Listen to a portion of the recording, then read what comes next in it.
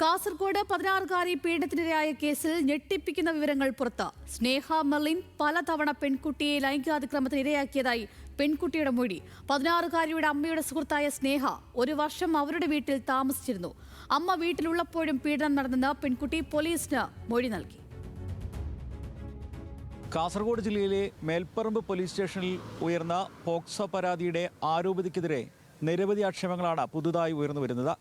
അത് നിഷ്കളങ്കമായി തള്ളിക്കളയാൻ കഴിയാത്ത സാഹചര്യത്തിലാണ് അന്വേഷണ സംഘം.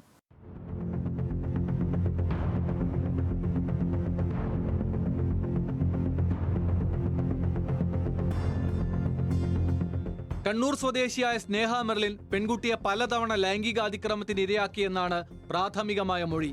പെൺകുട്ടിയുടെ മാതാവിന്റെ അടുത്ത സുഹൃത്തായ സ്നേഹ 1 വർഷത്തോളമായി ഇവരോടൊപ്പമാണ് താമസം. മാതാവ് വീട്ടിലുള്ളപ്പോഴും യുവതി തന്നെ ശാരീരികമായി ഉപദ്രവിച്ചു എന്നാണ് ഇരയായ പെൺകുട്ടിയുടെ പരാതി.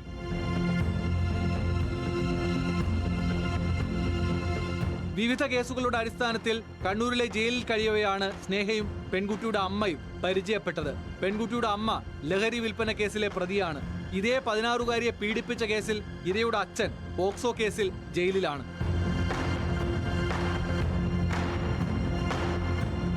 കുടുംബ സാഹചര്യം കണക്കിലെടുത്ത് പെൺകുട്ടിയെ ഷെൽട്ടർ ഹോമിലേക്ക് മാറ്റിയിട്ടുണ്ട്.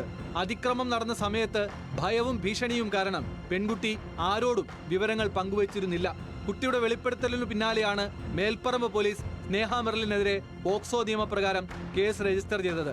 ഇതോടെ സ്നേഹ മെർലിനെതിരെയുള്ള പോക്സോ കേസുകളുടെ എണ്ണം 4 നേരത്തെ തളിപ്പറമ്പ് പോലീസ് സ്റ്റേഷൻ പരിധിയിൽ മാത്രം 3 ഗുരുതരമായ പോക്സോ കേസുകൾ സ്നേഹ മെർലിനെതിരെ രജിസ്റ്റർ ചെയ്തിട്ടുണ്ട്. 2025 മാർച്ച് 14-നാണ് 12 വയസ്സുകാരിയെ പീഡിപ്പിച്ച കേസിൽ സ്നേഹ ആദ്യമായി അറസ്റ്റിലാകുന്നത്. സ്കൂൾ വിദ്യാർത്ഥിയുടെ ബാഗിൽ നിന്ന് അശ്ലീല ദൃശ്യങ്ങൾ അടങ്ങിയ മൊബൈൽ ഫോൺ അധ്യാപകർ കണ്ടെത്തിയതിനെ തുടർന്ന് നടത്തിയ അന്വേഷണത്തിലാണ് ഈ പീഡന വിവരം പുറത്തുവന്നത്. റിമാൻഡിൽ കഴിയുന്നതിനിടെയാണ് ഇതേ പെൺകുട്ടിയുടെ 15 വയസ്സുള്ള സഹോദരനെയും യുവതി പലതവണ ലൈംഗികമായി പീഡിപ്പിച്ചിരുന്നു എന്ന പുതിയ വെളിപ്പെടുത്തൽ ഉണ്ടാകുന്നതും ഈ കേസിലും അറസ്റ്റ് ഉണ്ടാകുന്നതും.